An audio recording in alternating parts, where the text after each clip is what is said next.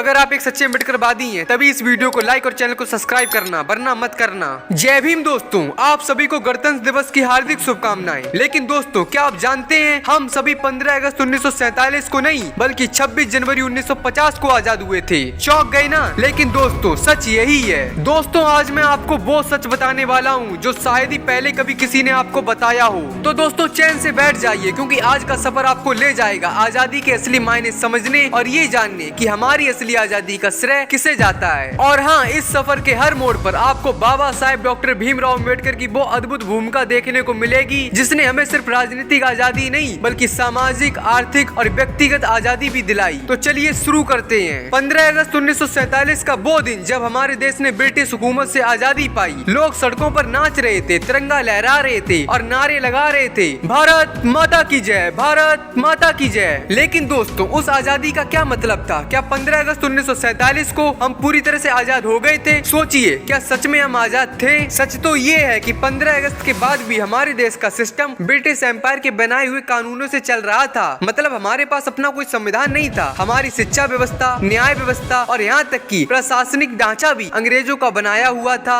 जरा सोचिए, एक आजाद देश लेकिन उस पर राज कर रहे थे वही पुराने अंग्रेजी कानून। क्या आप इसे सच्ची आजादी कहेंगे? अब आते हैं असली मुद्दे पर। 1947 में आजादी के बाद हमारे देश को जरूरत थी एक ऐसे दस्तावेज की जो हर भारतीय को बराबरी का दर्जा दे, और ये काम किया भारत रत्न बोधिसत्व बाबा साहेब डॉक्टर भीमराव अम्बेडकर ने। दोस्तों, बाबा साहेब ने सिर्फ संविधान नहीं लिखा, उन्होंने एक ऐसे भारत का सपना देखा जहाँ ना कोई ऊंच हो ना कोई नीच, जहाँ हर धर्म, हर जाति और हर वर्ग को बराबरी का हक मिले। उनकी सोच ये थी कि अगर हमें सच्ची आजादी चाहिए तो सिर्फ अंग्रेजों को भगाने से कुछ नहीं होगा। हमें अपने समाज की जड़ों में फैली हुई असमानता, भेदभाव और जातिवाद को खत्म करना होगा। और यही कारण है कि उन्होंने संविधान को ऐसा बनाया जो हर नागरिक को समानता, स्वतंत्रता और न्याय का अधिकार देता है। 26 नवंबर 1949 ये वो दिन था जब भारत का संविधान तैयार हुआ। दोस्तों, क्या आप जानते हैं इस संविधान को बनाने में 2 साल 11 महीने और 18 दिन लगे, और इस दौरान बाबा साहेब ने लगभग हर छोटे से छोटे पहलू पर ध्यान दिया। उनका मानना था कि अगर भारत को सच्चा गणराज्य बनाना है तो हर नागरिक को सोचने की आजादी, बोलने की आजादी और अपनी पसंद से जीवन जीने की आजादी मिलनी चाहिए। दोस्तों, ये संविधान सिर्फ एक किताब नहीं है, ये भारत के हर उस नागरिक का सपना है जो एक बेहतर भविष्य चाहता है। और सबसे बड़ी बात, ये संविधान हमें 26 जनवरी 1950 को लागू हुआ, यानी उस दिन से भारत सिर्फ एक आजाद देश नहीं बल्कि एक गणराज्य बन गया। दोस्तों, कई लोग कहते हैं कि बाबा साहेब अम्बेडकर का आजादी में योगदान नहीं था, लेकिन मैं आज आपको बताना चाहता हूँ कि ये सच नहीं है। अगर बाबा साहेब ना होते तो क्या हमें हमारे अधिकार मिलते? क्या हमें समानता का हक मिलता? क्या हमें जातिवाद और भेदभाव से छुटकारा मिलता?